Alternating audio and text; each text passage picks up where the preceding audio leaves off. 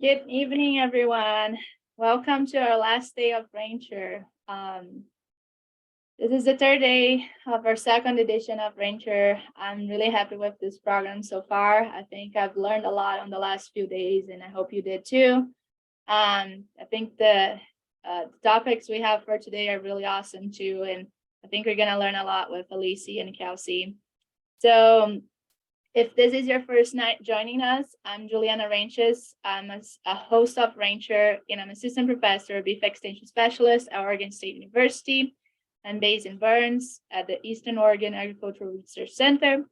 And as my job is split in research and extension, so it is with great pleasure that I bring RancHER as part of my extension program.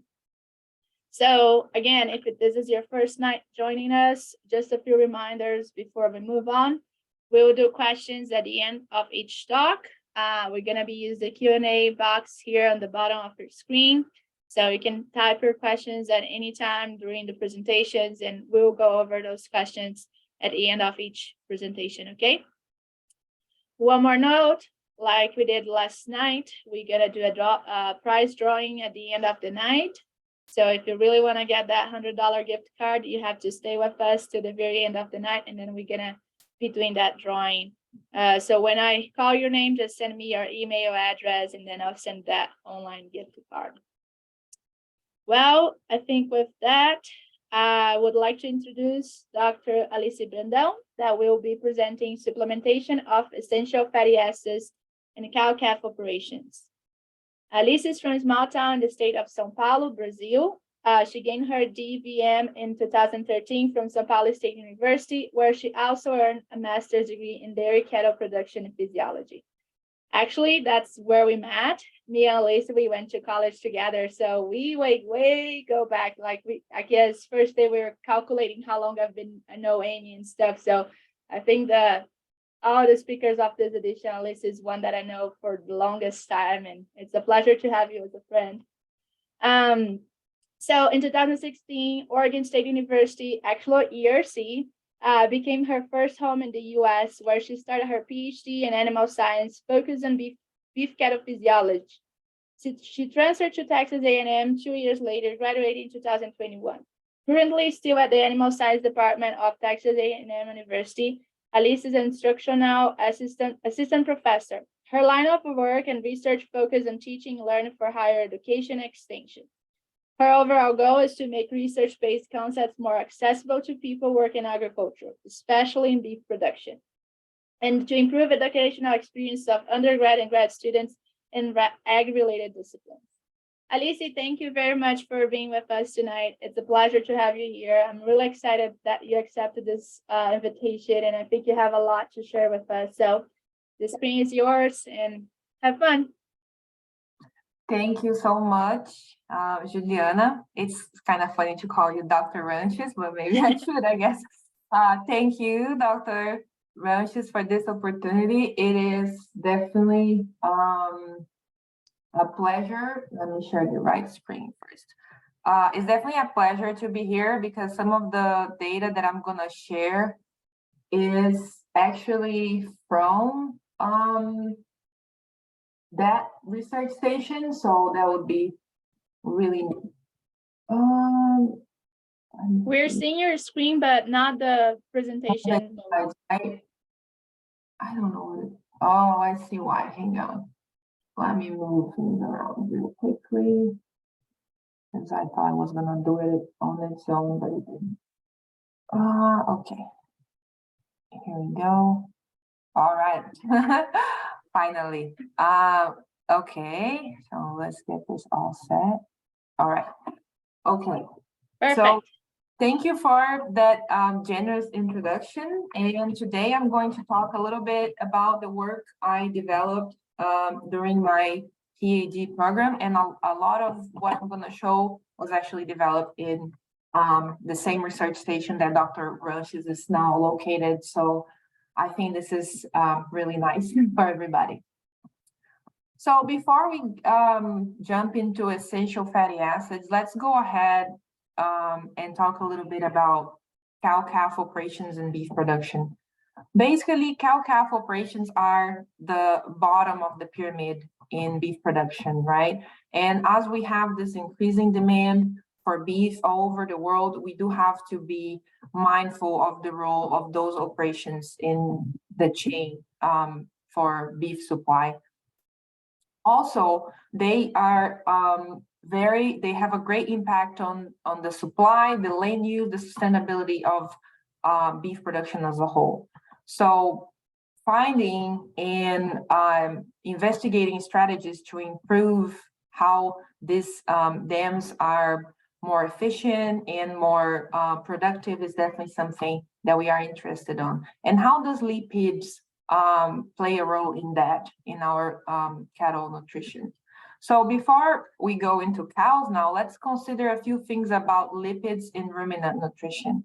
There are a lot of products and byproducts that we can use that are considered lipid supplementation, but they are not all done, they are not all made equal, right? We have things such as tallow and vegetable oils, which are 100% lipids. We have other seeds that might have a lower concentration, and then we have things such as the calcium salts of soybean oil, CSSO. We're going to be seeing that acronym a lot, that are 83% of very specific types of lipids. And also we have to think about what our goals are when we are feeding these lipids to different types of cattle. So for example, if we're feeding it to dairy cows, we might be focusing on trying to improve certain aspects of milk production, or even the profile of milk, which may be very different for goals that we'll be seeking in feedlot cattle, and which will be very different from what we are seeking in our cows, as like the mature cows, reproductive herd type of animal. And with that in mind, there are basically three, let's say, three bigger spheres in which we kind of place the goals of our lipid supplementation. The first one, and as you can see by the date of the references that I put here, is as an energy source, right? We all know lipids are very caloric, right? You deep fry something, it becomes a great energy source. So that's the first goal that you might be trying to put lipids in a diet for livestock, and specifically cattle. The second role here that we may be thinking about is that some certain types of lipids have nutraceutical properties. So we know that from human nutrition, you might have heard about omega-3s, omega-6. These have some roles in our health and in our organism that are nutraceutic. So that's another way to supplement these nutrients. And as you can see by the dates of these references, this is much more recent in science than as an energy source. And then finally, we have modification of fatty acids for the consumer. So we're not thinking about the health of the animal like we would for the nutraceutical properties, but we're trying to alter the profile of the fat that goes into our beef, our dairy products, and if we're talking about poultry, maybe our eggs or something like that. But when we are speaking about ruminants, there are challenges because if you think about a ruminant diet, naturally, they are not rich in lipids. They are very low in lipids. So these fats, these lipids, they are toxic to the ruminal microbes. And also the ruminal microbes, they will process these lipids in a way that we call biohydrogenation, which actually eliminates the double bond. So it transforms the profiles of these lipids. So it's difficult to think about it. So when we think about our cows, our reproductive herd, we're going to be focusing on energy source and nutraceutical properties, because for our dams, we are not primarily thinking about the beef they're going to be producing, even though they enter in the beef chain. Eventually, this is not their main goal. So these are the 2 points that we're going to be thinking about. And before we go, moving forward, this is just kind of a quick overview. So how we separate these lipids. So when we talk about lipids, we are including the whole sphere of what people may say more generally more informally fats and oils. And then we have fatty acids, which are specifically the saturated fatty acids, monounsaturated fatty acids, and polyunsaturated fatty acids. Then again, we have the polyunsaturated that are fatty acids that have 2 or more double bonds in their composition. And within those, we are going to be focusing on essential fatty acids, which for us here is the linoleic and linolenic. So one is an omega-6 and the other one is an omega-3. And more specifically, in the omega-6 group, the one that we are going to be focusing for this presentation mainly, we have linoleic acid. And then finally, when we see the CSSO, the calcium salts of soybean oil, this is a protected source of fatty acids, which is rich in the linoleic acid, just so you all can understand what I'm talking about as we move forward. So when a cow eats triglyceride or triacylglycerol, something like that, we are going to have lipolysis happen in the rumen. So that means we're going to have the glycerol backbone and then the fatty acids. And then the glycerol is going to be fermented, producing propionate, and this is going to be absorbed by the rumen. Our fatty acids here, if we have saturated and let's say just polyunsaturated to make our life a little bit easier, both of them are going to go into small intestine absorption. But as you can see by the thickness of the arrows, our saturated fatty acids are going to be the ones going to this small intestines in a larger quantities. And that happens because our polyunsaturated fatty acids are going to undergo the process of biohydrogenation by the rumen microbes. That basically means that those microbes add hydrogens to those double bonds and they transform our much desired and with a lot of nutraceutical properties, polyunsaturated fatty acids are transformed in saturated fatty acids. So if they are fed in a natural form without any protection, they are going to be lost in our ruminal digestion here. So most commonly, fate of our polyunsaturated fatty acids is biohydrogenation. And mainly, we are going to have absorption of saturated fatty acids by our ruminants here. So I'm not going to go in detail, but I think it's nice if you have these slides shared with you. Basically, this is more or less a quick history of how lipid nutrition and reproduction of the beef cow kind of played out. So very early on in the 60s and the 70s, researchers understood that energy and protein had an impact in reproduction. Nutrition basically had an impact in reproduction. Later on, some researchers found that high lipids specifically had some impacts in reproduction because of the cholesterol cycle and how that influences our reproductive hormones and things like that. And then more specifically, it started to be noticed by these researchers that polyunsaturated fatty acids specifically seem to be more beneficial compared to saturated fatty acid sources.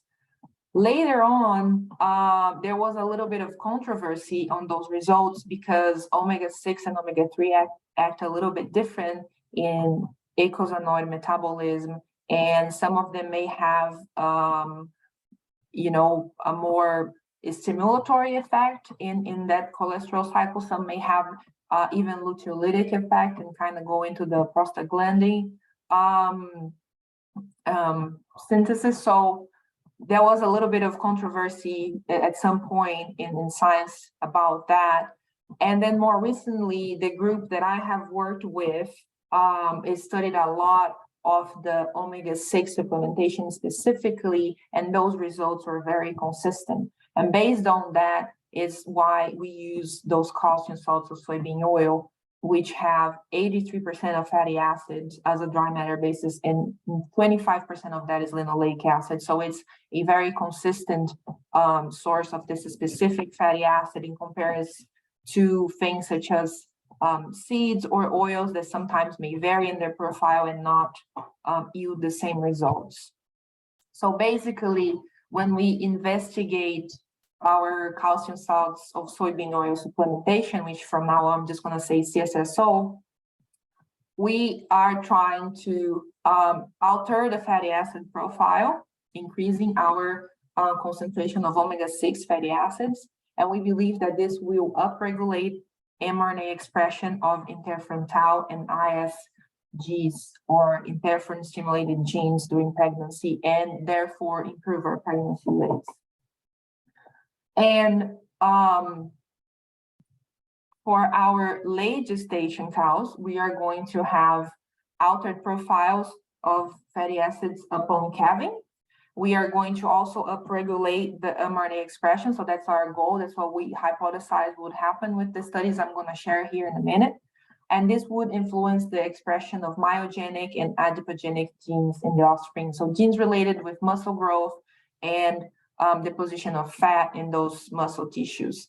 And that would consequently improve the productivity of those calves via those programming effects.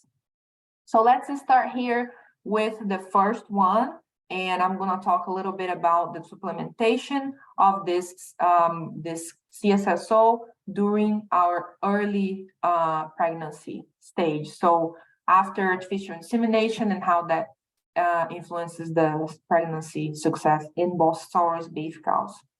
So if you're interested, this is published. You can have access to that. And if by any means you cannot access that paper, feel free to contact. I'll be happy to share that with you. So I'm going to go really quickly through the experiments. One of them, the first one that was just investigating pregnancy rates, was conducted in Virginia Tech, and the second one in which we looked a little bit more in detail on how those programming effects, or those mRNA expression effects, were expressing themselves. It was done in Union, Oregon. So both experiments had the same 7-day Cedar co-sync protocol. The treatments were offered from AI, which is our day 0 here, until day 21, which is 21 days after AI. And just so you can see, the fatty acid percentage of both treatments was very similar, but the treatments differed in the quantity or the profile of their fatty acids, with our CSSO here being rich in linoleic acid and the control just being rich in a source of saturated fatty acid, which is stearic here. Basically, for our first experiment, because we just want to know the effects in pregnancy, we had a lot of cows in larger pasture managed more extensively. And for the second experiment, we just had them in pens, and we looked in more detail into their reproductive performance and markers. So then again, for the first experiment, it was just simpler because we had a large number of animals. The only question we're trying to answer here is if pregnancy rates would be improved. And for the second experiment, we were just looking into more detail in things such as the fatty acid profile, progesterone concentrations, and we were also looking into our embryo expression of certain genes, and also that expression in the blood of the cows as well, to compare and see what's happening in more detail to those animals. So if we look here at our results for our first experiment, we were able to see here, as you can see by the very small p-value, that the CSSO supplementation did increase the pregnancy rates by about 8.5%. And I just would like to mention that other variables that are commonly associated with reproductive success, such as cow age, days postpartum, body condition score, they were equal between cows in both groups. So those are not the causes why these animals became pregnant with more success. And also there were no treatment differences in estrus expression, which is another important variable when we talk about pregnancy rates. This is a busy table, and it's just to make a quick point here. As you can see, a lot of very small p-values. So the fatty acid profile in the blood that we analyzed in our second experiment was altered by the supplementation. So as you can see, our CSSO cows had a higher concentration of linoleic acid in their blood. And this is just to show us that the supplementation did work, and that fatty acid that is in the calcium salt form actually made it to the blood, and it was not lost in the ruminal biohydrogenation process. And then with that, we had here the interferon tau gene in the conceptus was increased in our cows that were eating the CSSO diet. And then when we look to the pregnant animals, we also see a greater expression of our IS genes. So 2 interferon stimulated genes that we looked at, and both of them were more expressed. So basically for that work, for that study, our conclusions were that the CSSO supplementation did increase our pregnancy rates. It did increase the plasma concentration of omega-6 fatty acids as we wanted to.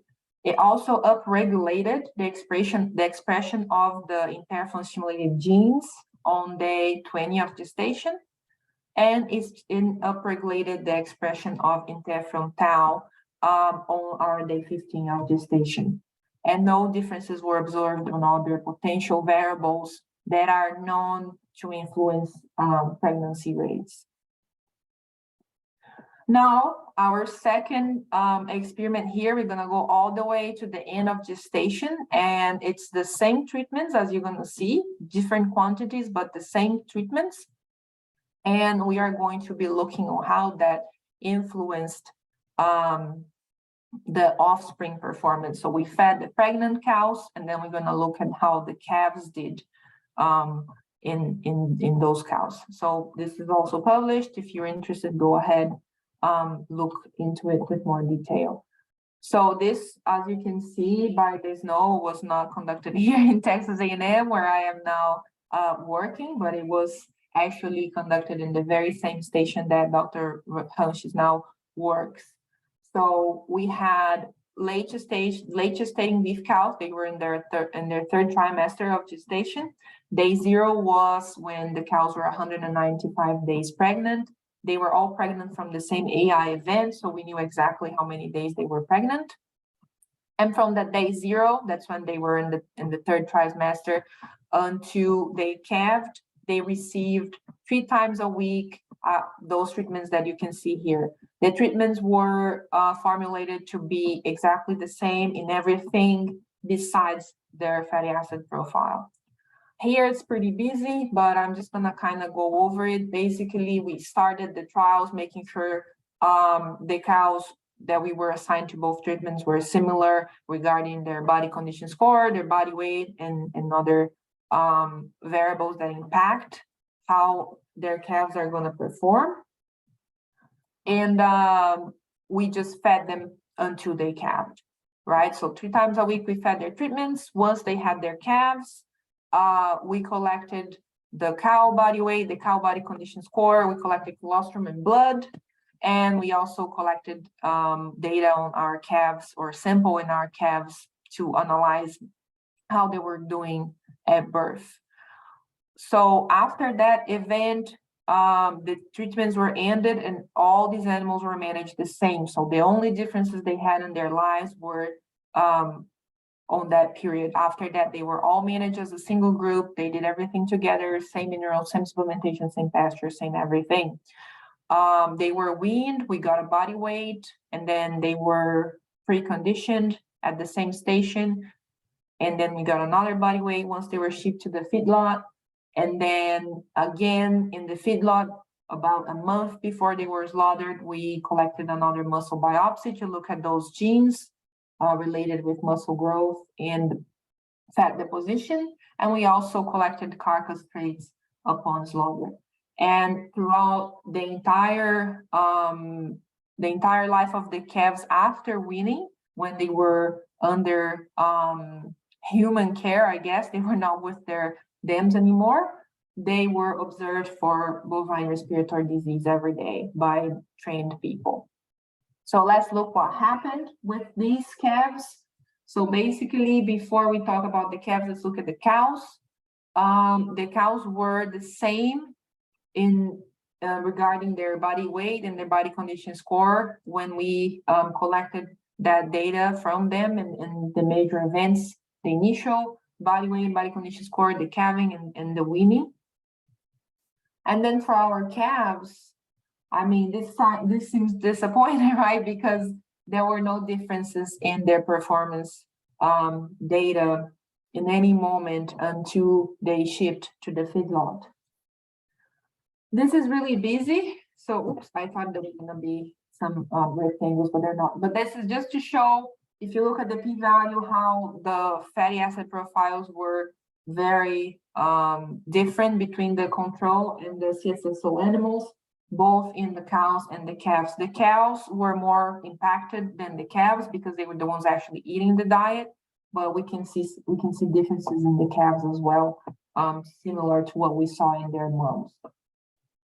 And here with the colostrum, as we can see, the colostrum of the cows who were eating the CSSO was of greater quality when we measured the IgG, so the antibody concentration was greater, and that reflected what we saw in the calves' blood, showing that they had a better immune preparation, I guess. For our genes, for our adipogenic genes, and for our myogenic genes, we had increased expression of the adipogenic genes at birth for our calves, except by one of them. And then we also had increased expression of our myogenic genes at birth, but we did not see that that difference between treatments when they were in the feedlot. So no differences here. For our slaughter data, so for average daily gain, our final body weight, and the hot carcass weight, we had a treatment by sex interaction, which means that our steers performed better in the CSSO group. So the steers that were born from CSSO cows had greater average daily gain, final body weight, and hot carcass weight, but we did not see that for the heifers. And then for our longissimus muscle area, so the ribeye area, this was great for both heifers and steers in the CSSO group.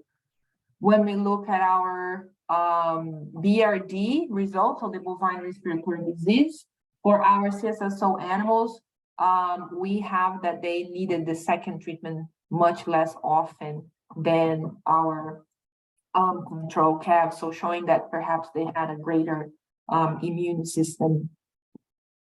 So basically, we had increased plasma concentrations of our omega-6 fatty acids in cows and their offspring. We also had increased IgG concentrations in the colostrum, and we could see upregulated mRNA expression of both myogenic and adipogenic genes in the offspring at birth, but that did not repeat itself later in life. We had improved response of the offspring to BRD antimicrobial treatment, so they did a little better regarding how they responded to the treatment. And we also had improved average daily gain in our male offspring and increased longissimus muscle area in both sexes of calves. So it seems that CSSO is a valid strategy to improve efficiency, right? I hope I got some of you convinced by now. What are some of the limitations? Think about, this is me feeding my cows in that trial. This is very different from what we see in cow-calves operations across the world, right? Most places don't have animals penned up like this in bunks that you can feed every day or twice daily. So this is difficult to apply in many realities. So with that in mind, we did a third study that investigated the use of blocks as a delivery method for that CSSO to cows consuming forage. So self-fed supplementation is something that has been used a lot in beef production, just to kind of circumvent that necessity of going to the bunk and hand feeding the animals. That adds labor, it adds fuel costs depending on how large your operation is. So it's something that helps a lot of producers out there. So although it's a very good strategy, it had not been validated as an effective method of the liver of those omega-6 polyunsaturated fatty acids, because when we cook those blocks, when they are manufactured, they can damage those fatty acids. So that's something that we weren't sure how this would affect the composition of the fatty acids that the animals would be consuming. And also because when animals are offered these blocks, the intake is not as consistent as we would see sometimes in feed situations.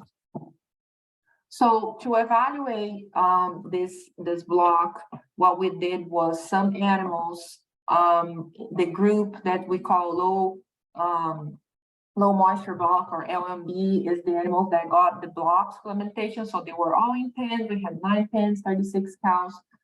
These cows were not pregnant. So we just wanted to see how their absorption of those fatty acids was going to be. And so one of the groups had the blocks. The other one had the same supplement. So the composition of the block, we just made a ration that was equivalent to that and offered that to the cows as a grain. And some of these cows, as you can see, those that are looking to their neighbors, is because they don't have any supplement. So they were always jealous of the other cows because all they got was hay, ad-libitum hay. All the cows got ad-libitum hay. Some got the block, some got the hand-fed version of the block. And then we collected body weight, body condition score from these animals in blood to see how they would absorb those fatty acids. So let's see what happened. So the daily intake of our block was much greater than what we expected. In the initial 14 days, or the initial 13 days, actually, we didn't weigh those blocks just to allow the cows to get used to it. Those were Bos Indicus cross cows, so they were a little bit temperamental. We didn't want to be getting in the pen every day. So we just kind of let them acclimate to those blocks. And when the collection started, the intake was actually much greater than what we expected. And then from day 14 to day 42, the intake was similar because we started to remove the blocks every other day and kind of manage that a little bit to keep the intake a little bit more consistent. And we also matched the intake of the concentrate to match that. So as you can see here, from day 14 to day 28, we didn't have any differences. So overall, we didn't have any differences either. But from day 0 to day 13, we had the differences. So I'm just showing the data that how we were able to even out that intake after we are aware of how the cows were consuming. And just to kind of give an illustration of that, we can see, and I apologize because here it says stub, but I should say LMB. I guess that one is a bit tough. But basically, how the cows that are consuming the block have a much more inconsistent intake than the ones that are consuming the concentrate, and that has been described in the literature by all the researchers that worked with blocks before.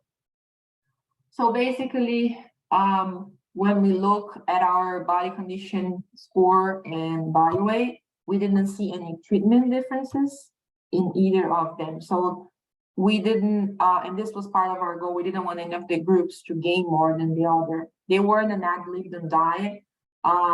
So you can see throughout time, I don't have the time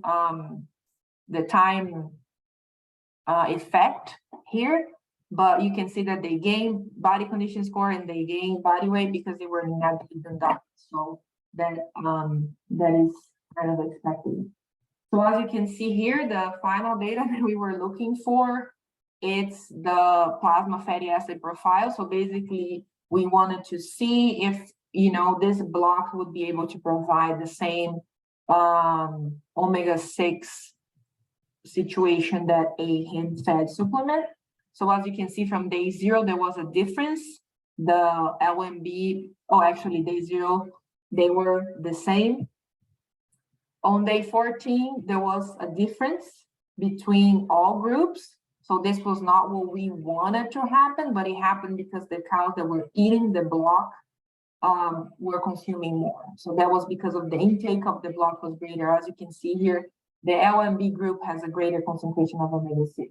But then when we look at the period when the intake was regulated to be similar, we can see that the block and the concentrate were providing the similar amount of omega-6 fatty acids. So that's what we were trying to investigate and perhaps prove, I guess. So they were similar, proving that the block had the ability to provide the polyunsaturated fatty acids, and that maybe it could be a feasible method to reduce the labor associated with the CSSO supplementation. So let's just kind of go over the conclusions here.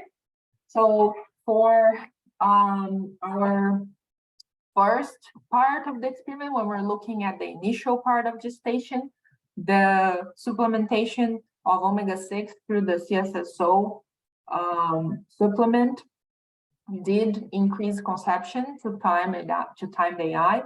It increased mRNA expression of interferon tau by the conceptors, and we also saw increased expression of the interferon-stimulated genes in the maternal blood. The offspring of the cows who were fed CSSO during late gestation shown signs of increased productivity. So there was upregulation of mRNA of adipogenic and myogenic genes at birth. So show that maybe the omega-6 fatty acids were upregulating those genes. That's what we believe happened. The performance effects associated with enhanced muscle growth and improved health was also observed, but only at feed-lot stage. So it took some time in the life of those animals for those effects to actually be noticed as a performance trait. The utilization of our blocks as a delivery method worked. So we were able to observe similar fatty acid profiles between treatments that were receiving different forms of supplementation, which were both different from the cows that were eating only hay. So showing that they both were able to deliver similar amount of omega-6 fatty acids.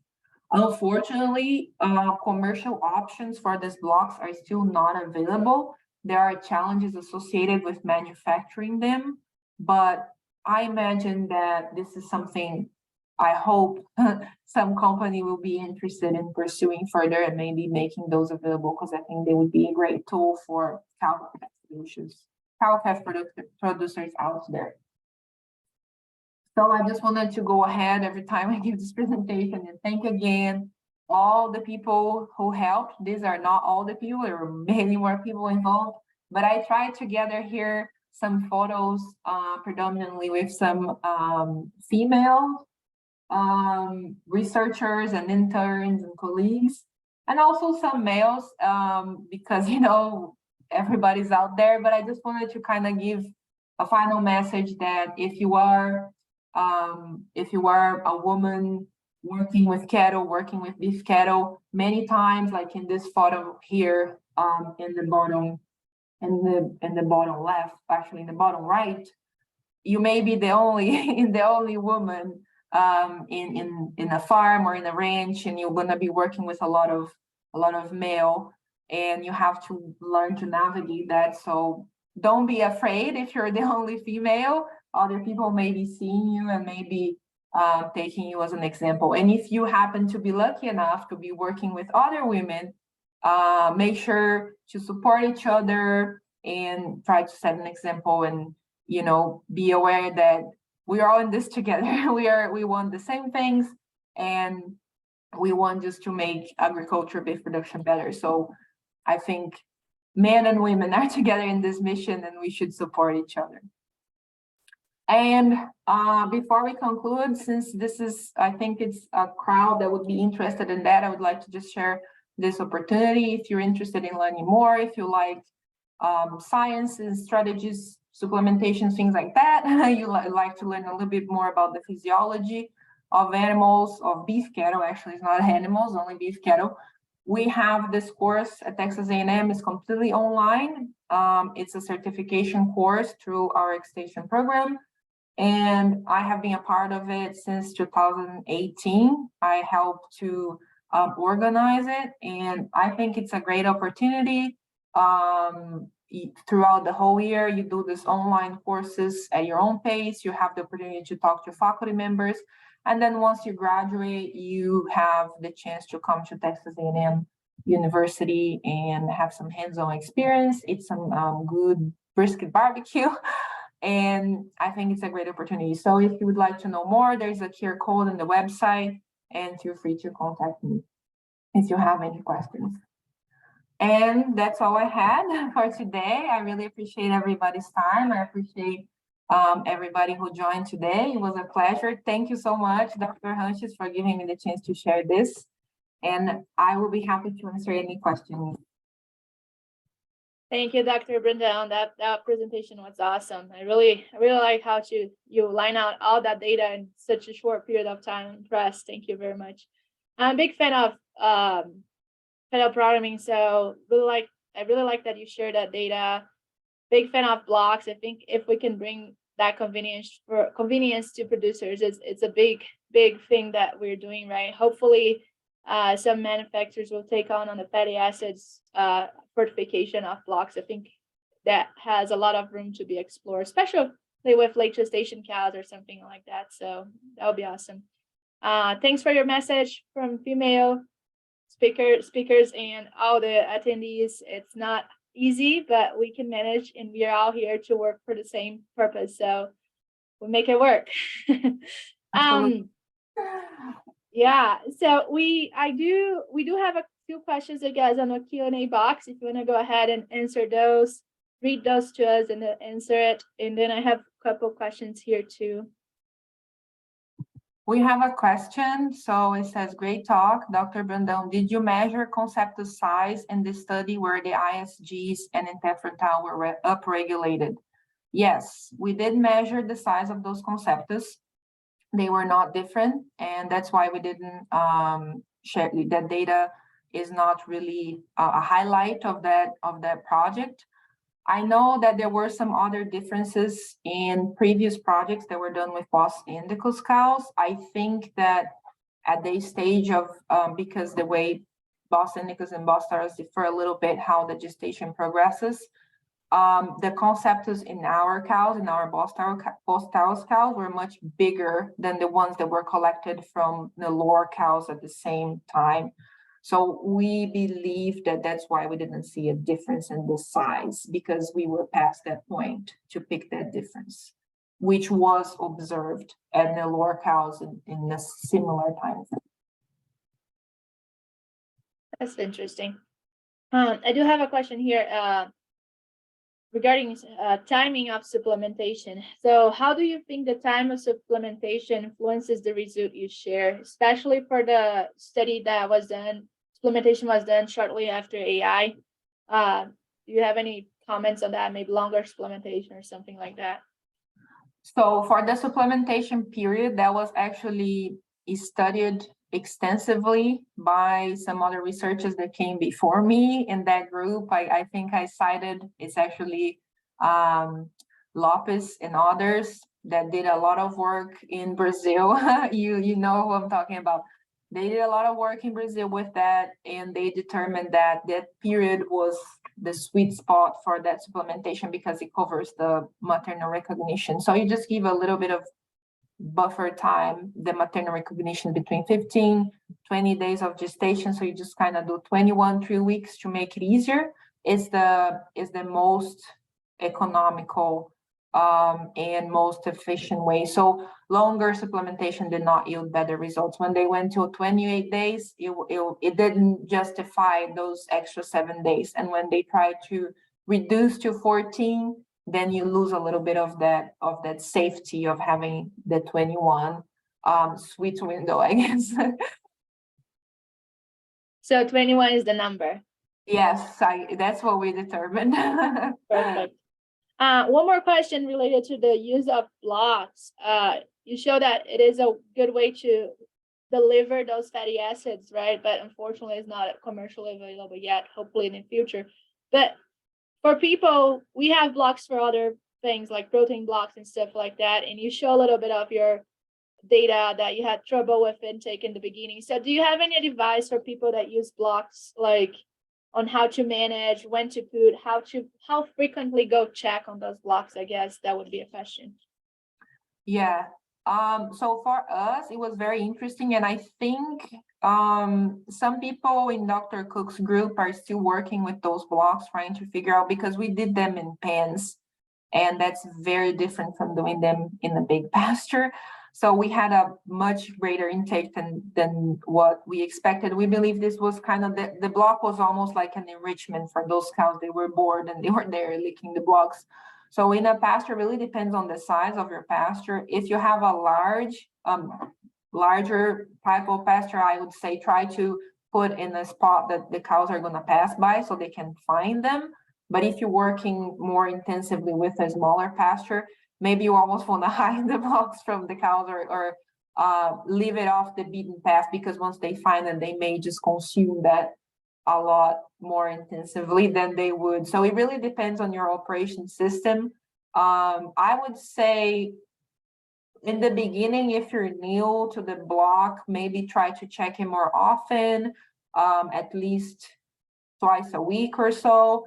If you already kind of know how your cows are doing, you determine a pattern of intake, then you can afford to maybe go once a week or even less if you're very secure how they're gonna behave towards that. But it's not one size fits all, but definitely you want to keep an eye to keep them economical, because they are molasses and sometimes the animals will eat more than they need from that. Yeah, no, those are good points. I think if you're really trying to induce consumption, perhaps close to water, mineral sources and stuff like that. But if you don't need that much of intake, because I had a block study that I had the same problem. They ate much more than I was expecting at the beginning. They were like, oh, this is beautiful, I love it. And then we're like, oh, not so much. So maybe there's ways to hide it, and also helps with pasture utilization. I think if you can strategic place those tubes scattered out throughout the pasture. So I think there's options for those technologies. I don't think we have any other questions on the box, so I'm hoping you're going to stay with us to the end of tonight. So if you are, we'll encourage people, if you have questions later, to reach out either using the box. You can email me, email Dr. Brandao later, or if you email me, I'll forward those questions to her. I think she's willing to help us every way she can. So we'll be in touch. So with that, I will, and also I shared the link you shared for the Beef Academy on the chat. So you guys, if you guys are interested, that's a great program. Feel free to reach out to her or just go to the website to learn more about it. It's a great program. But with that, I think we can move on to the second half of the night. We'll now hear from Dr. Kelsey Harvey on the topic that's very dear to me. If you know me a little bit, I did a lot of research in mineral nutrition during my grad school, so I'm very passionate about it. I'm really happy that you're going to share a little bit of your work with us, because I think you have some great data. So it's a pleasure to introduce Dr. Kelsey Harvey, that will be presenting mineral nutrition during gestation, impacts on cattle productivity. Dr. Kelsey Harvey received her bachelor's degree and master's degree in animal science from Oregon State University. So we have two alumni tonight to speak to us. So that's great. And in 2017, Dr. Harvey started her PhD program at Texas A&M University, where she investigated the impacts of nutritional management during gestation and early life on permanent alterations in physiological and productive responses in beef cattle. Dr. Harvey completed her PhD program in December 2020 and started as assistant professor with Mississippi State University in January 2021. Dr. Harvey's research efforts are at Mississippi State University, including investigating impacts of nutritional and management strategies on overall beef production efficiency.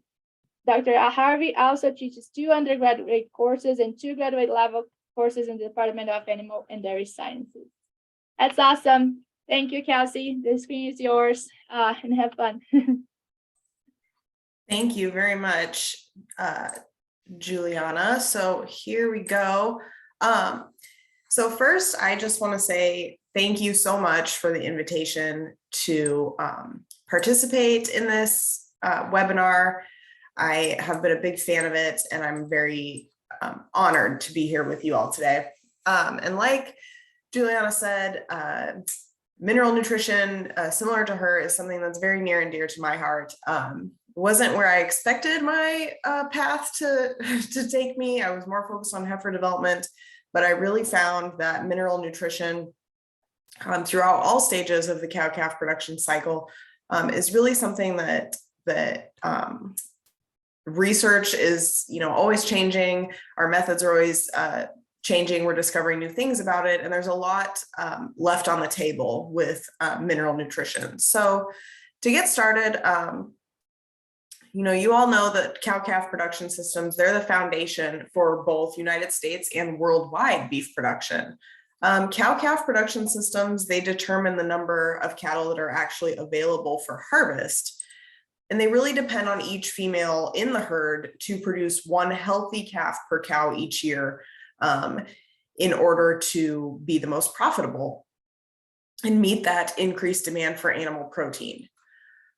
At the same time, producers are always challenged to improve growth, efficiency, carcass, muscle, and quality characteristics of those offspring. And that's where nutrition comes in here. So before we get started, I just want to go over a little bit about cattle productivity and nutrient status. I know that we have a wide range of experiences in our audience. So forgive me if this is something that you've heard a million times, but I do think that it's something that kind of gets forgotten about sometimes, is our mineral nutrition. So we know that profitability of the overall operation really depends on the nutritional status of the herd. And nutritional management is really imperative. Now, all nutrients are dispensable. So here I've listed energy, protein, minerals, vitamins, and water. And if we look at our barrel here, our goal conservatively is to have a 90% pregnancy rate in our herd. So we're just talking on the cow-calf side of things for this talk. So we really want to fill that barrel up to at least, 90%. Now, what happens when we take out a piece of their nutrient requirements? So in this case, minerals. Let's say that we forget the importance of them. Sometimes it's really easy to forget how important minerals and vitamins are to those animals. Well, then we lose some of our stability of our barrel, and our pregnancy rates can go down dramatically. So it takes all of those nutrients working together, all of those nutrients really helping that animal be in a positive energy balance and good metabolic state to conceive and be able to support the growing fetus throughout gestation. So let's just focus on minerals. So we know that energy and protein, they influence the overall status of the animal. We can evaluate the animal status via body condition score, a simple subjective assessment. But what about minerals? These are really expensive. So pound per pound, they're really the largest expense in nutritional management, but they have a really great impact on reproductive performance. So when we think about minerals, we can't just say, well, I'm going to supplement zinc or I'm going to supplement calcium, because each mineral in itself is really vital to the whole animal metabolism. Each mineral has some individual importance, but also, as you can see from that, I'm sorry, it's small, that figure down at the bottom right, each mineral has a complex association with other minerals. So that's why we need cattle to have a complete mineral program, because if we take out one of those pieces, it could affect absorption or utilization of some other minerals that we are supplementing. So then we're supplementing and we're not really getting the most bang for our buck, I guess you could say. So let's differentiate between a couple minerals here before we go into the study. So minerals can be divided into two classes, the macro minerals and the trace minerals. So these macro minerals, these are the ones that are required in amounts that are greater than 100 parts per million of the diet. This is our calcium, potassium, sodium, phosphorus, sulfur, etc. Now the micro or the trace minerals, these are required in very, very small amounts, less than 100 parts per million of the diet. So we're talking very small amounts. These are copper, cobalt, manganese, zinc, selenium. The requirements of an animal for these micro or trace minerals, they don't change with animal stage or level of production. So they're required in very small amounts at this relatively the same level from beginning of the beginning of the beef production chain all the way to slaughter. These are really essential for cattle productivity. So not only can it be really easy to say minerals are expensive, you know, it doesn't seem worth it to supplement my cattle with minerals. But then at the same time, it can be really easy to say, well, the copper's only required in a tiny amount. It can't be that important. I'll just put a salt block out there. When in reality, these minerals affect absorption and utilization of some of those macro minerals. And additionally, each one of these really is important for proper growth, immune development and immune function, as well as some development of a variety of tissues. So not only are they important during fetal development, they're important during growing and developing after the animal's on the ground, but they're also important for proper establishment of pregnancy, good lactation, etc. So how do we ensure adequate mineral nutrition of the cow herd? There are a variety of ways that we can supplement minerals. There are tubs that that are fortified with minerals. The most common method of supplementation is free choice. That's what you see in that picture. That's what comes in the bag. There are some injectable minerals. Those are not really to be used as a substitute, but rather as a supplement to an already complete mineral program. Same with boluses and drenches. Those might be used in times of super high stress, like weaning, transportation, feedlot entry, but only as a supplement to an already very well-established mineral program. So for our cow herd, we need to understand their requirements. So you can do so. A lot of extension publications at a variety of universities, they list all those requirements for both the macro and the trace minerals. Additionally, there are some online resources via the National Research Council. It's also important to understand the mineral content of what you're feeding, because like I said, minerals can really interact with one another. And we have to hit kind of a good middle ground, a good sweet spot, you could say. So we don't want to over supplement, and we also don't want to under supplement. So if we over supplement certain minerals, they might kind of overwhelm absorption of other minerals. So they interact with each other, not always in a positive way. So why is it important to understand the mineral content of your feed? For example, if you have a feed that's really high in sulfur or iron, that's something that needs to be addressed. So assessing the mineral content of what you're feeding. It's also good to have an estimate of cattle intake. If you're putting out free choice mineral like that, or if you're putting out a tub for them to lick. I know just previously we discussed how often you have to put the tub out. Of course, unfortunately, as we all know, with the beef cattle industry, there's really not a one size fits all, a good how-to, a recipe for a perfect beef cattle production, because what you do is different from what your neighbor does, is different from what somebody in another state does. So you have to have a good estimate of intake of what those animals are actually consuming. So what does this mean? Well, we're actually at Mississippi State at the research center that I'm at. We're conducting some studies to kind of look at within herd variability of mineral intake, trying to, and this is our free choice mineral. We're also trying to establish, I'm sure some of you have some pastures in which you rotationally graze. And you've noticed that the novelty of that new environment, once you move cattle from one pasture to another, results in some different behavioral changes. That means that those animals might visit the mineral feeder more or less often.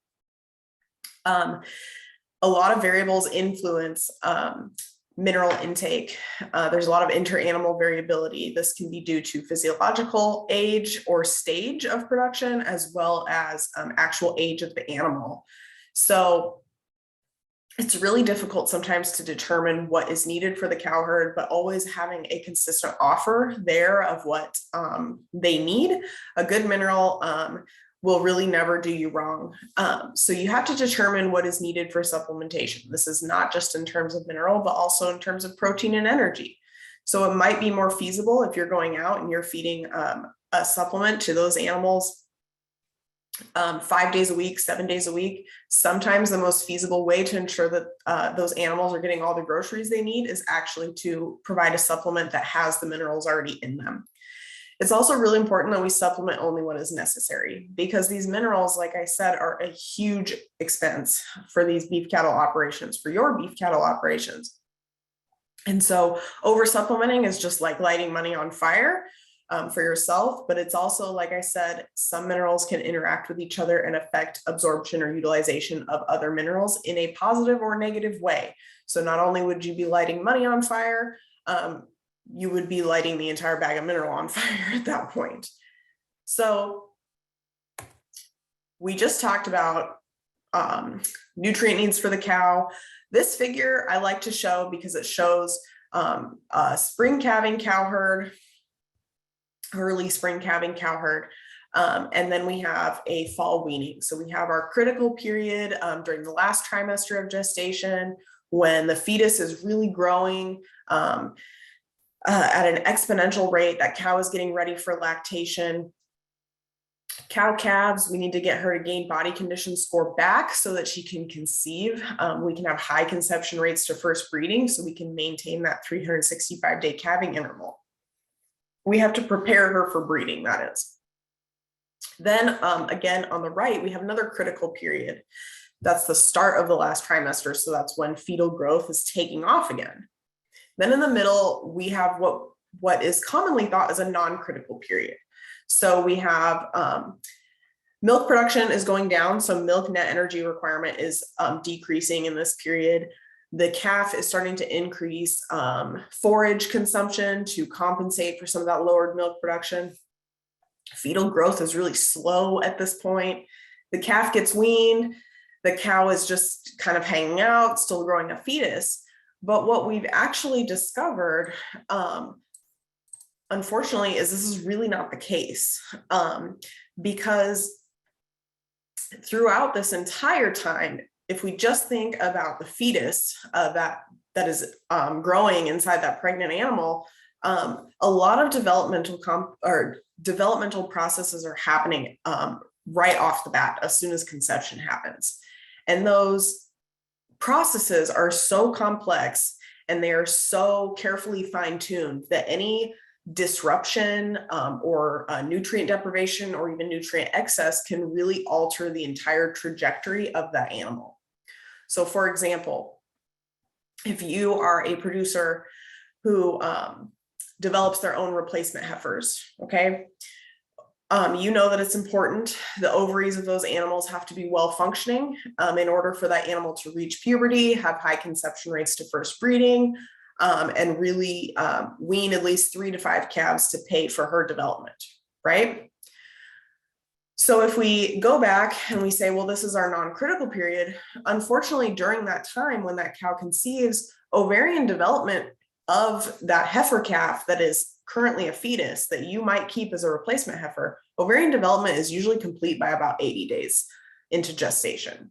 So if we apply any nutrient deprivation or apply any stimulus or kind of upset her development there, we can really negatively impact ovarian development of that animal, which we won't really see effects of that until we are trying to have this animal reach puberty. And she might have delayed puberty. She might have not a lot of antral follicles. She might have low conception rates at the breeding season, or she might not even breed or breed early in the season. So it's really important that we understand and we appreciate the fact that there are so many complex developmental processes that are happening really early on, instead of saying, you know, kicking that cow out to pasture and saying, well, I'll see you at the start of the first trimester. So this goes for minerals, protein, energy. We have to be careful with that animal at this the entire time. So when a woman gets pregnant, she immediately starts taking prenatal vitamins. We don't say for humans, well, we'll wait until the last 3 months of her pregnancy and then we'll start making sure that she's getting enough protein and energy and she's taking her vitamins. No, we start right away, because in humans, there's a lot of research that shows that inputs in that early stage can affect a person throughout their entire life. And the same is true for those cows. So what is fetal programming? Well, it's traditionally defined as a maternal stimuli or insult at a critical period in fetal development that has long-term impacts on the offspring. So this just means that those stimuli or insult at a critical period in fetal development can change the health, reproductive or growth performance of animals. This could mean puberty and reproductive success of heifers or carcass quality and growth of feeder animals. So when we say at a critical period, that critical period is kind of defined according to the tissue or developmental process that we are talking about. So a critical period for ovarian development would be early in gestation. A critical period for muscle development would be mid to late gestation. A critical period for adipose cell development would also be more towards the end of gestation, but that doesn't mean that any period is not critical. So how does this happen? How does fetal programming happen? Well, there's a couple of different ways this can happen.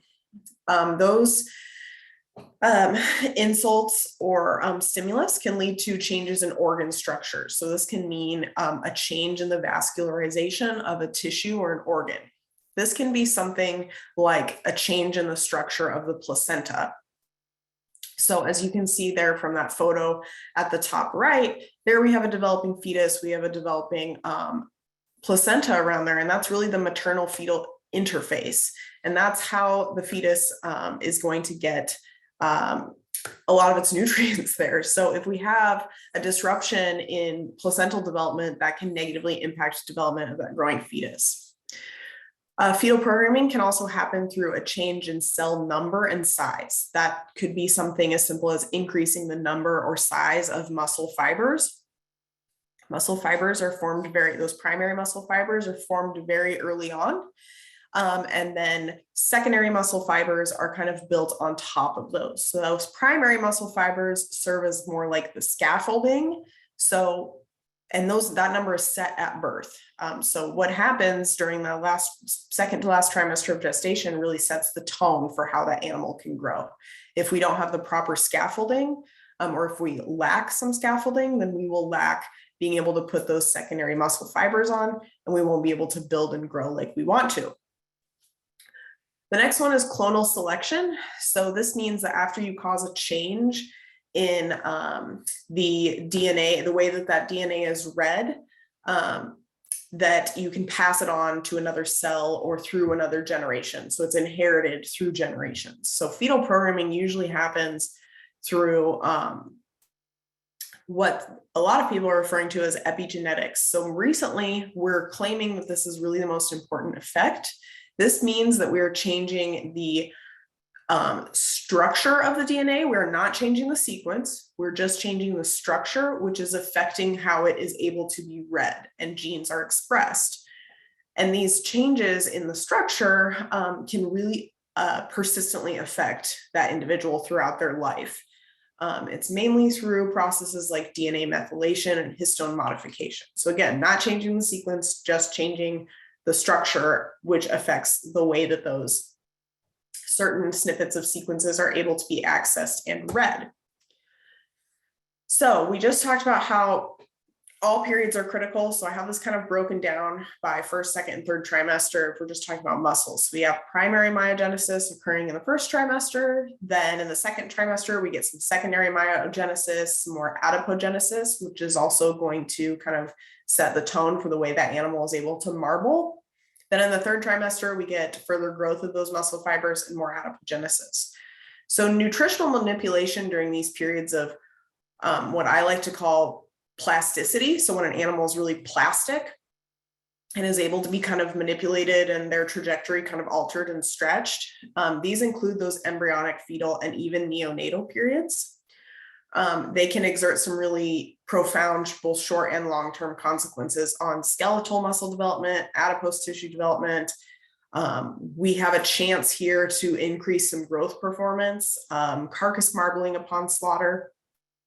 These are traits that are going to benefit carcass value, beef palatability, consumer acceptance.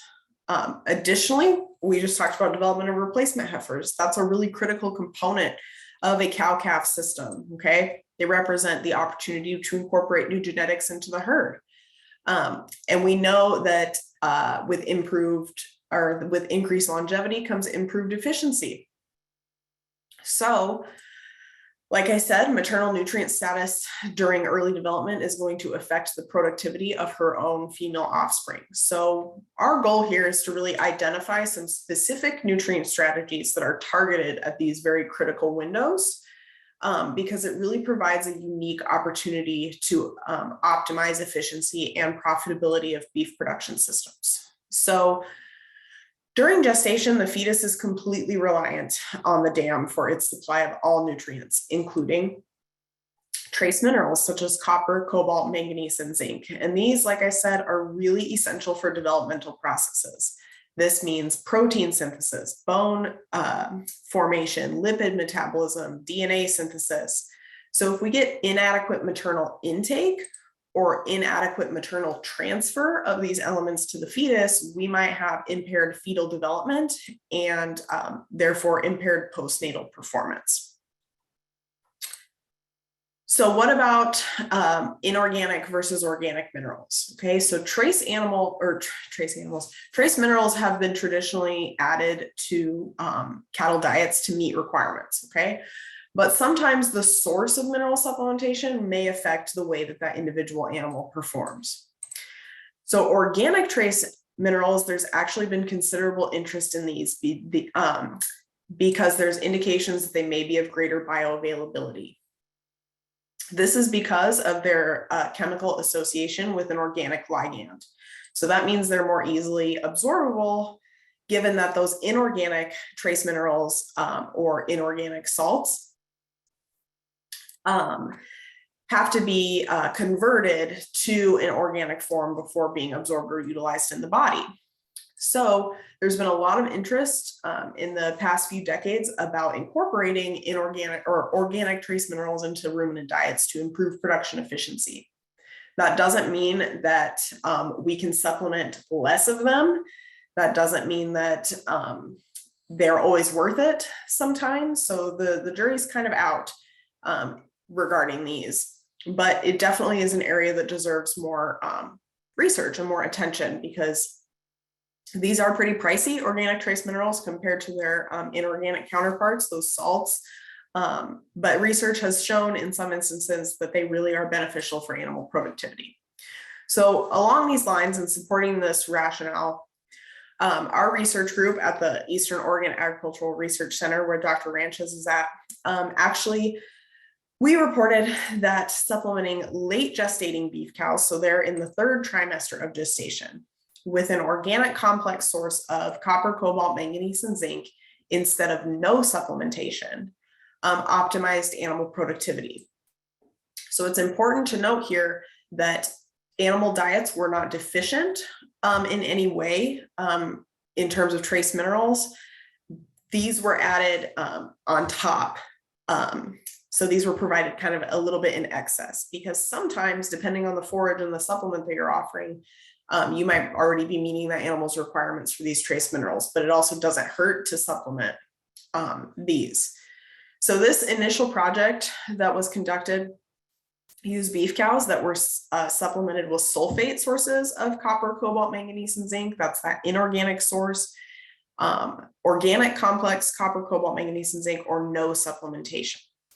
So we reported that calves that were born from organic supplemented dams were 20 kilograms heavier at weaning compared to unsupplemented cohorts. Additionally, there was reduced incidence of bovine respiratory disease in organic calves compared to those born to inorganic and unsupplemented cows. These were really suggestive of some programming effects on postnatal offspring growth and health that resulted from that organic trace mineral supplementation during the last trimester of gestation. So this study was kind of the beginning of our journey down this path. So we have some interesting results here, but the physiological mechanisms that resulted in these outcomes were really not investigated here. Additionally, That study was conducted with beef cattle, and they were supplemented during the last trimester of gestation. But we can see from this figure here, again, this is just in terms of adipose tissue and muscle development. There's a lot going on as soon as conception happens, okay? So if we only supplement during the last few months, we might be missing out on an opportunity here.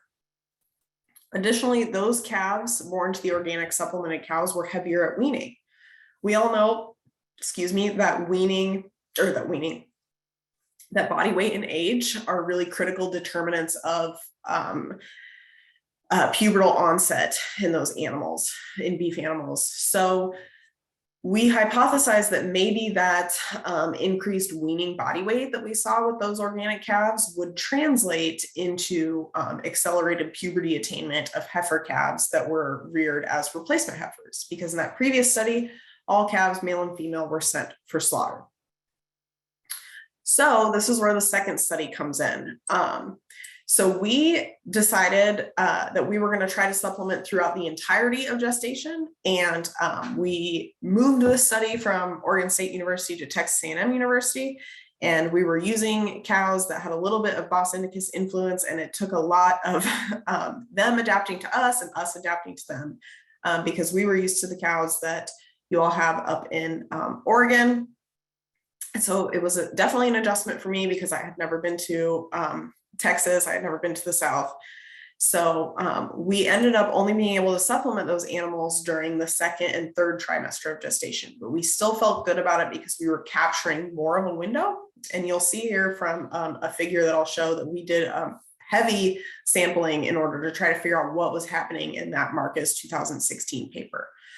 This time, because we wanted a lot of experimental power, we ended up having an inorganic supplemented group and an organic supplemented group, and not a unsupplemented group. So this resulted in 2 manuscripts. We had so much data, we had to divide it in half. So the first manuscript focused on physiological and productive responses of the cows and their offspring up until the time of weaning. Then the second manuscript, that's when we focused on post-weaning responses of those offspring. So for the sake of time and for simplicity, we're just going to focus on the post-weaning responses of those offspring, because that's our whole goal, right? When we're providing these trace minerals in such a targeted manner, organic versus inorganic, trying to piece out those differences, what do we really care about? Offspring differences. So like I said, both male and female offspring were reared for slaughter in the other study. So we hypothesized that supplementing organic complex cobalt, copper, manganese, and zinc to beef cows over a greater duration of gestation would improve offspring development beyond the findings reported by Marcus and others, including hastened puberty attainment of heifer calves. So we were really interested in what was going to happen with those females. So we used 190 non-lactating pregnant Bos indicus influenced cows. They were ranked by pregnancy type, whether it be to AI or to bull, age, parity, body weight, and body condition score. And they were assigned to receive either an inorganic trace mineral supplementation or an organic trace mineral supplementation. So from day 0 until day 0 of our experiment, which is when supplementation began, cows were maintained in one big pasture. And then 3 times per week, all cows were gathered. This was Tuesdays, Thursdays, and Saturdays, and they were individually sorted into one of 24 feeding pens with 1 cow in each pen. There, cows would individually receive their assigned supplement treatment, and then they would be able to be returned to pasture after their treatment was completely consumed. And we just repeated this process until all cows have been individually sorted into pens, offered, and consumed their treatments. So we did this in order to ensure that each animal was actually getting exactly what we thought that they were going to get, because we administered those trace minerals treatments on an individual basis, and they were just mixed with dried distiller's grains and a little bit of molasses for the picky ones.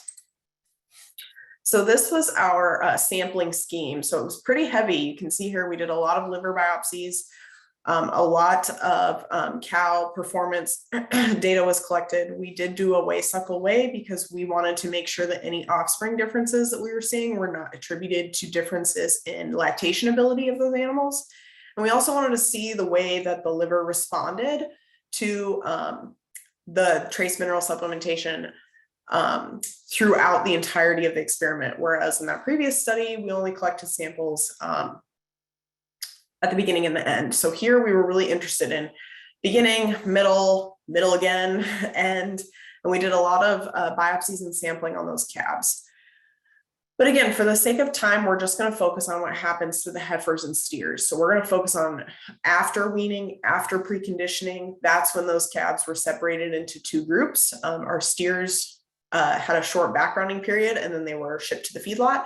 And our heifer calves were each week we did we collected a body weight and collected a blood sample from those animals all the way up until our last day of this experiment was day 724.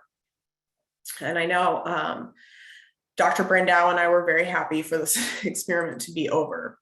I think it's really important when we look at fetal programming studies to show cow performance. I know we're talking about the calves here, but I want to really drive home the fact that there were no differences that were detected for cow body weight and body condition score here between these treatments, with the exception of in the intermediate period, we had our amino acid complex, which is our organic group. They did have a higher body weight.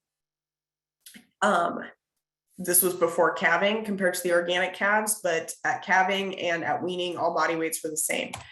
Now, at the time of weaning, our inorganic cows had a higher body condition score than our organic cows. And this was really surprising because all of the cows were on the same nutritional management from calving until weaning. So they were not getting their trace mineral supplementation. So again, we expected most of these outcomes here because these cows were managed as one group under equivalent nutritional management, okay?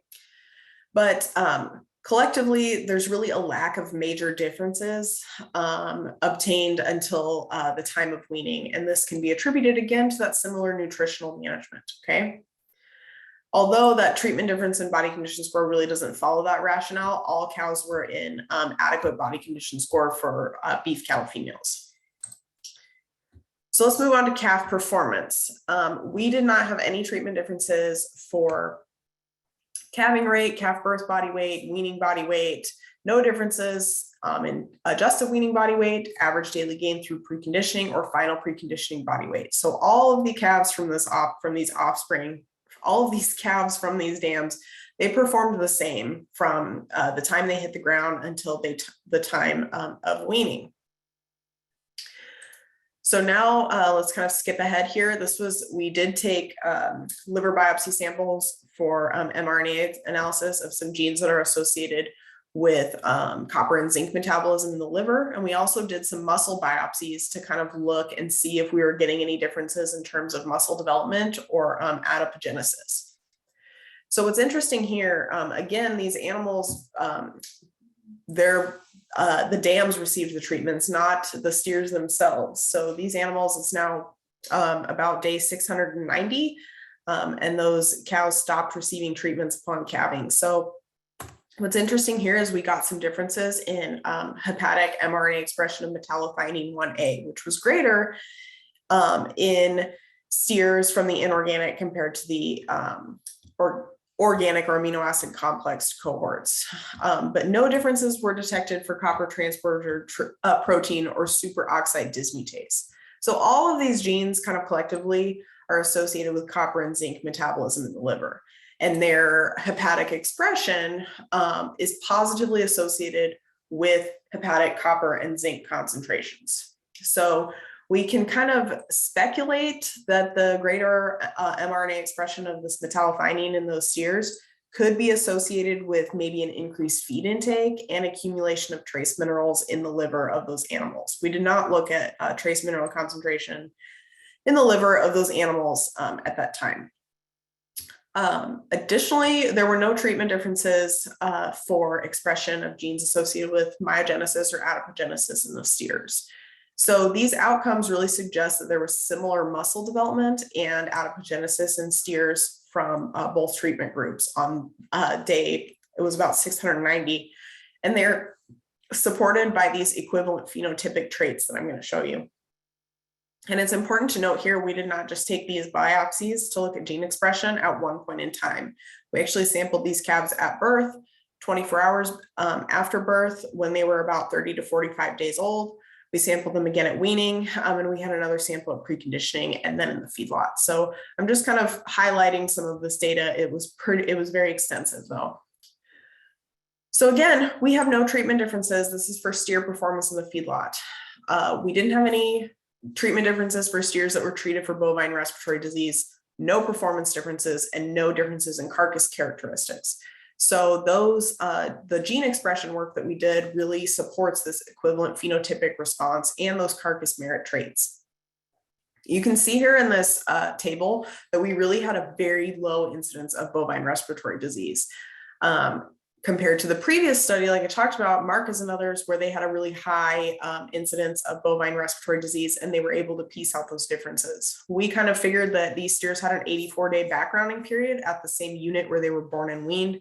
So we kind of eliminated a lot of that stress that's associated with weaning, preconditioning, transportation, feedlot entry, kind of all together. We really spread them out, and then we really had no incidence of bovine respiratory disease. So what about heifer tissue gene expression? Heifers, no differences in genes associated with copper and zinc metabolism. But what was interesting here is we had a treatment difference for genes that are associated with muscle development. So this is myogenin and PAX7. So what's interesting here is our inorganic heifers, those born to dams supplemented with those sulfate trace minerals, they had a higher expression of myogenin and PAX7. So one might say, well, maybe it's because they were bigger, they were growing faster, et cetera, et cetera. But really, these heifers, we had no differences in body weight or performance. So what's interesting here, when we kind of start piecing apart these genes, so myogenin is a regulatory factor in the longissimus muscle that influences that postnatal growth through some differentiation and fusion of satellite cells, those that are there on the left, with existing muscle fibers. These cells can be both quiescent and activated. They're marked by expression of PAX7, okay? So therefore, it's very plausible that heifers that were born to the inorganic supplemented dams had a greater population of those satellite cells undergoing differentiation when we took those biopsies. Now, what does that mean in terms of heifer development? Well, as an animal gets older, those genes associated with muscle development, these myogenic factors, they're downregulated because muscle fibers develop, cattle mature. So perhaps treatment differences that we saw for these myogenic factors, this mRNA expression of PAX7 and myogenin, they may be indicative of a hastened physiological maturity of heifers born from organic supplemented cows. Now, what was very interesting is that we did have a treatment by day interaction for puberty attainment, because heifers that were born from amino acid complex or organic complex cows, they reached puberty much earlier in the experiment compared to their inorganic cohorts. So why could this be? Well, we kind of touched a little bit on ovarian development. So previous research has shown, that was conducted in Kai Polar's lab, that supplementing those organic trace minerals resulted in a greater number of culturable oocytes and transferable embryos in vitro fertilization compared to those that were receiving those sulfate sources. So we know that in the developing ovary, once our ovary is developed, there are primordial germ cells that are using machinery and enzymes to protect against reactive oxygen species that can be really damaging to that developing tissue. Reactive oxygen species, they're generated in metabolism. It's not anything out of the ordinary. Trace mineral supplementation, specifically the copper and zinc, they result in increased antioxidant enzyme activity and actually decreased reactive oxygen species production during germ cell development. So we speculate that supplementing that amino acid complex or organic complex trace mineral to gestating cows may have favored that environment for ovarian development, protecting those ovarian cells and follicles from endogenously produced reactive oxygen species compared to those that were developing inside the inorganic supplemented cows. So final puberty attainment, so all the way at the end of our experiment, did not differ between treatments. However, it's important to note that age at puberty was different between our treatments. So heifers from the organic complex cows were younger at puberty compared to their inorganic cohorts. So that kind of corroborates that these animals had a really accelerated physiological maturity that kind of goes hand in hand with some of that gene expression.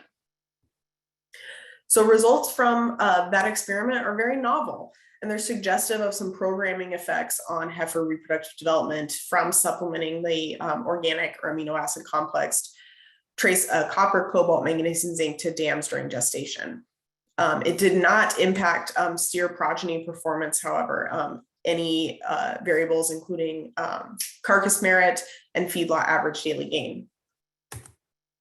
Now, I just want to make a quick note here. I did mention earlier in the presentation about those critical developmental periods. So we have the embryonic, fetal, neonatal period. So this whole concept, which is a very exciting concept in the research world and in the realm of beef cattle production, is this overall developmental programming concept. So I mentioned fetal programming, but I really like the entire concept of developmental programming. This is the concept that alterations in nutrient or hormonal status during some critical prenatal and postnatal development stages can alter the trajectory of an offspring. So their physiology, their growth, organ development, and tissue development, they are not complete at birth in most mammals. And these processes proceed and extend into the early postnatal period. So during this time, organisms have the ability to, and at the cellular level and the whole animal level, to respond to environmental stimuli that are not normal to their normal development. And they adapt at the cellular, biochemical, and molecular levels. And this results in an individual that is environmentally programmed. Now, that little figure there at the bottom right shows that developmental plasticity, or how plastic the animal is, declines with age. So the ability of organisms to diverge from their original developmental trajectory and exhibit a divergent phenotype, metabolism, or physiology declines with age. So they're most susceptible really early on in life. Okay, so that's the potential for those stimuli to induce changes is during early postnatal life, when those cells and tissues are still differentiating. Okay, this concept really has substantial implications for all of animal agriculture because we can kind of develop nutritional strategies targeted at critical periods of development, such as the fetal or neonatal period, and explore and exploit them to optimize productive efficiency in beef cattle systems. Now, to my knowledge, just regarding trace minerals, there's not really research demonstrating providing trace minerals to neonatal calves, either organic or inorganic, or not providing alters their developmental trajectory. This doesn't just have to do with trace minerals. It could be, we did experiments looking at essential fatty acids. We could be talking about starch, concentration of the diet, protein, et cetera, but kind of depends on the tissue that we're wanting to target. So altogether, results from these experiments are very novel, and they may be and should be used to develop nutritional strategies during that period of developmental plasticity, like I talked about, like the fetal or neonatal periods. And in doing so, we really have the opportunity to improve offspring performance parameters such as health and reproductive efficiency. I wanted to say thank you for everyone that helped with this project and contributed. The list is, much longer than this, but it was definitely a work of many hands, and it was one of the most fun times that I've had completing this project. And I am very blessed to have worked with and still continue to work with this group, and a very talented group of individuals, and women in this group are very supportive of each other. So with that, I thank you for your attention and the invitation, and I would be happy to take any questions. Thank you, Dr. Harvey. That was great. I'm really passionate about this subject and like federal program developmental. Oh my goodness. Developmental. Oh my goodness, I can't say that. You got it, right? Developmental Yes. programming. There we go. And I think it's an area that there's a lot to research still. And like you said, trace mineral nutrition, that area is kind of, there's a lot to be done. And it's funny that you said, like, we don't know much for neonatal calves. And we just finished a study here last year that we did injectable trace minerals for newborn calves. So we'll see what comes out from that. But I think those are a great point. And I think your study, Mark's study, really brought us a lot of new information, and kind of changed the way we look at mineral nutrition for cattle, I think. So thank you very much for sharing that. I do have a few questions here. I don't see anything on the Q&A yet, but if you guys have any questions, please type those in. And this time I'll ask you, so you were talking a little bit on sources, right? So do you think there's any benefit on using different formulations, considering mineral source for different classes of animal during the productive cycle? Something on those lines, if you know, maybe someone wants to save a little money here and there. I don't know if that's the right way to go, but. Yeah, so that's a really excellent question. And I think that's where some of the research is currently headed. Some animals are just innately better at using those trace minerals. Some are not. And unfortunately, when we try to apply a one-size-fits-all strategy, just supply organic trace minerals and you know, you'll become a millionaire in the beef cattle industry. That's not really an appropriate answer, because sometimes when those animals are deficient in other aspects like protein or energy, or maybe even some of those macros, it doesn't make a difference. Mm-hmm. And additionally, sometimes it can be beneficial in a time of high stress, when the liver is actively kind of trying to process those minerals. I like to think of the liver as kind of a gas tank. And if your gas tank is full, you're able to kind of use that gas at a faster rate. So if those animals are already in a good mineral state, they're able to handle that stressor a lot better. But I think the jury's kind of out in terms of, I don't really want to go on the record and say that organic is better than inorganic, because it really depends on the operation, and it really depends on the stage of those animals, unfortunately. Yeah, no, I think I agree with you. I think it really, there's no answer that fits all operations. So it's hard. I hate to say it depends, but it really depends. It really depends. I think we have a question on the Q&A box, if you don't mind to read it and answer. Sure. That. That'd be awesome. So the question is, chelated minerals were very popular a while ago. Do they have any added benefits from other minerals? So the difference here, when we're talking about organic minerals, there are 5 classes of organic minerals, and one of those classes is chelated. Okay, so chelated minerals, they were very popular a long time ago, and we're kind of going to a new form of trace minerals where they are bonded with an amino acid, or they are bonded with some other another chemical format. My guess is that this chelation of those trace minerals, the process that that individual was using, was maybe a little bit more expensive in terms of mineral production. So when it's kind of the same answer that I'm going to give to Dr. Rancho's question.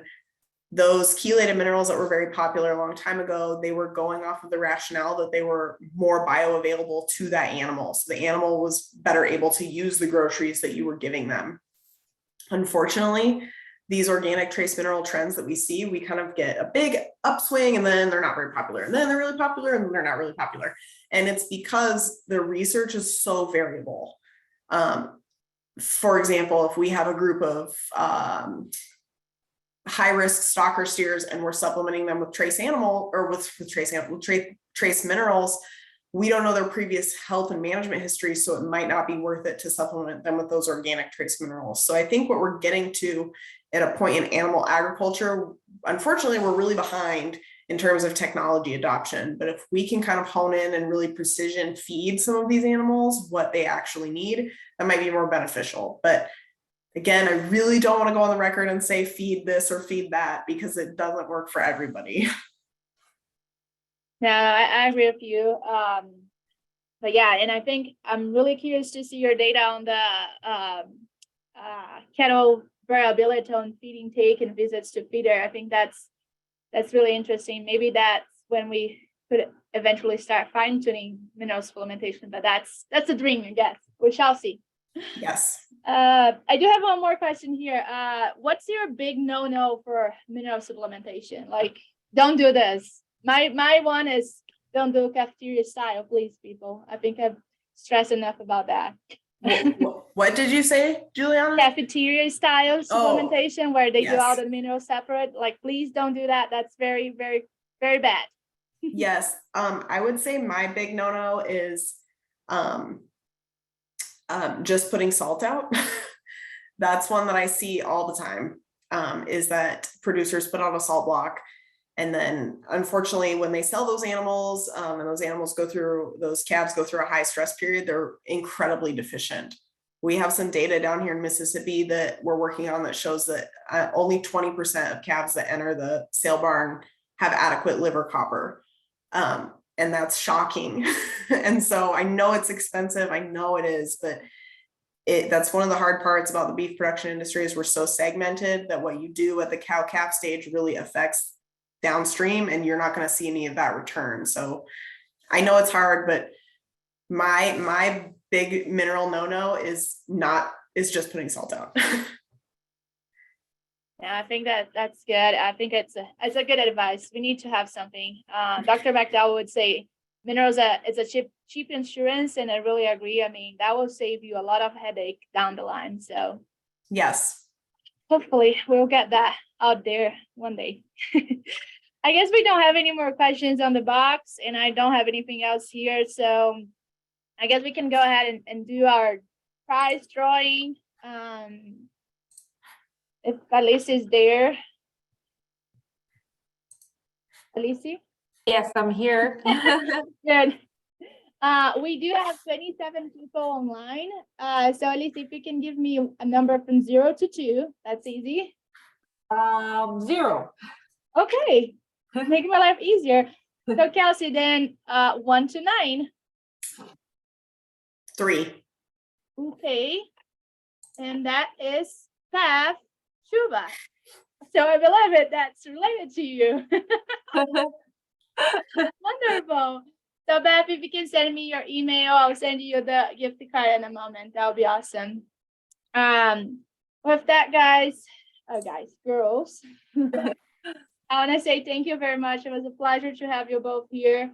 Our speakers, in fact, it was a pleasure to have everybody. I think about RancHER every year with a lot of appreciation for what we do. And I think this is a platform to show the great work that women are doing out there. I'm just happy with the outcome of this year, last year too. I think we're getting better every time. And I'm really happy that you guys are here speaking to us. And also very thankful for all the people that connect over every single night. There's no reason to do this if we don't have people to listen to us. So thank you guys too for connecting. And that's it. I'm just very grateful, and I hope to see you all here next year. Cross fingers. So thank you, ladies, again, and have a good night. Thank you. Good night, everybody. Good night.